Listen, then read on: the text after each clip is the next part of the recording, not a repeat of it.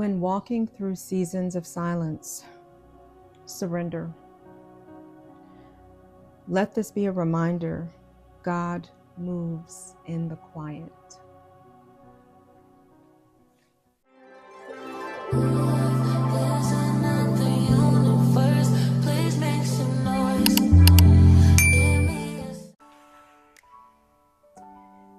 About 3 weeks ago, I had a very surrendering moment where I literally was silenced.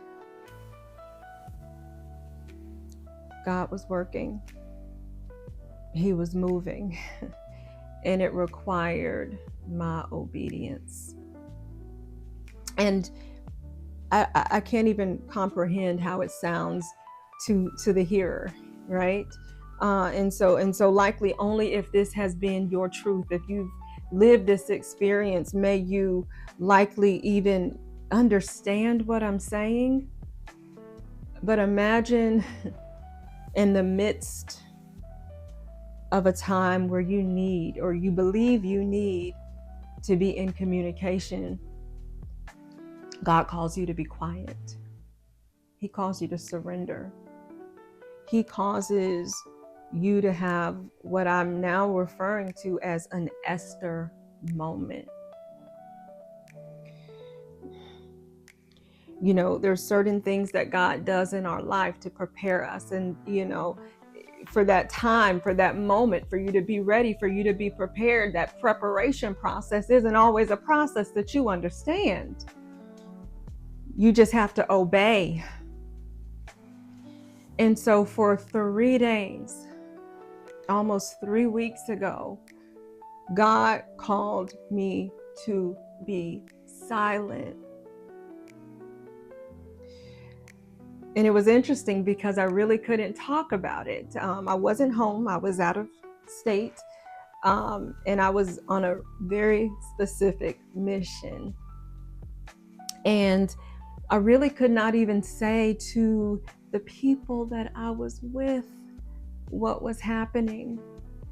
It wasn't until the day I got ready to leave that I sat and could pour out and say, this is what just happened.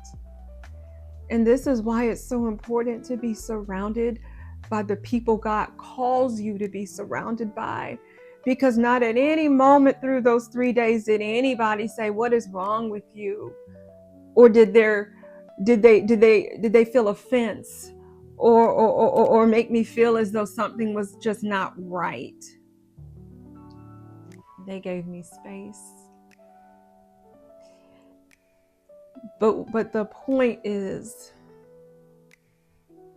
there is an appointed time that God is going to call us to do His work.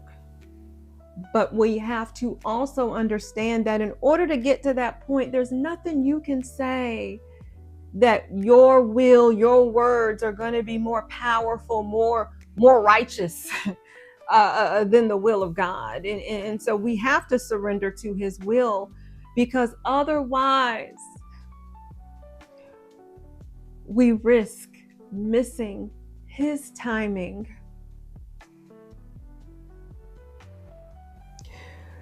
We risk missing the assignment, because our words, our way, our will, our wants could be outside of the will of God. They could be right. They could be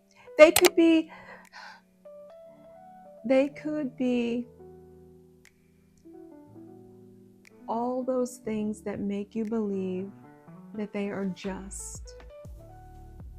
They could feel pure. They could feel pleasant and as if it is going to bring about exactly what it is that God would intend, that God will want, but it's not His will, and it is not the way in which He told you to do it. And so in some respects, God, He will have to say, stand down. Stand down. And it gave me an opportunity in those 3 days and in the weeks since then because this thing has been coming back to me over and over in so many ways, to sit with the Book of Esther and to understand that Esther could not see herself. She had to see her people. And her silence, her preparation, her becoming, when the appointed time came, she was literally able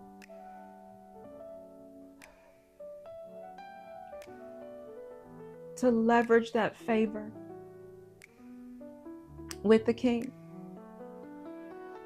She was literally able to do a thing that others would have lost their lives trying to do, because they were doing it out of their own will, their own way.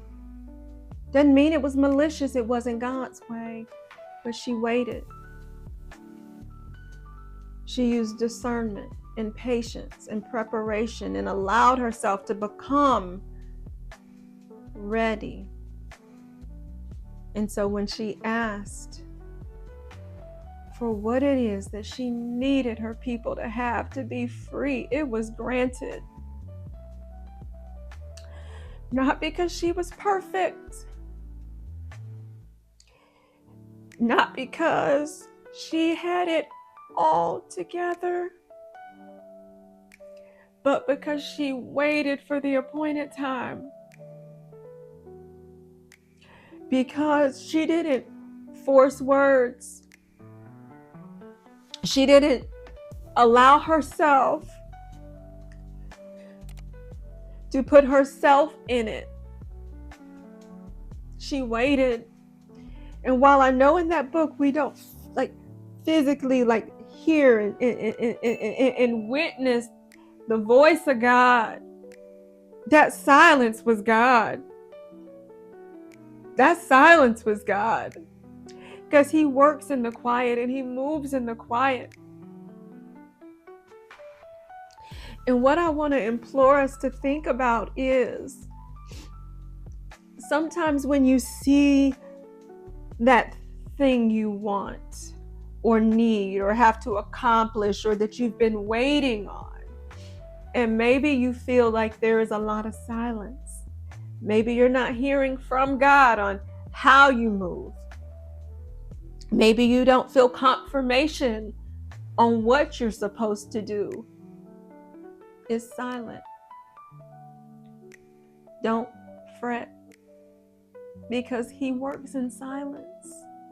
And at the appointed time, he is going to release you. He is going to release the word. He is going to release his will and give you what you desire. I really implore, if you are familiar with, if you're not familiar with, or if you just have a curiosity, read the Book of Esther. See yourself in Esther. Think of all the ways and the times and the opportunities where we didn't let God lead. But then also identify how going forward we will allow his voice to be our guiding light, even when we don't hear it, because we know he's still working in the silence.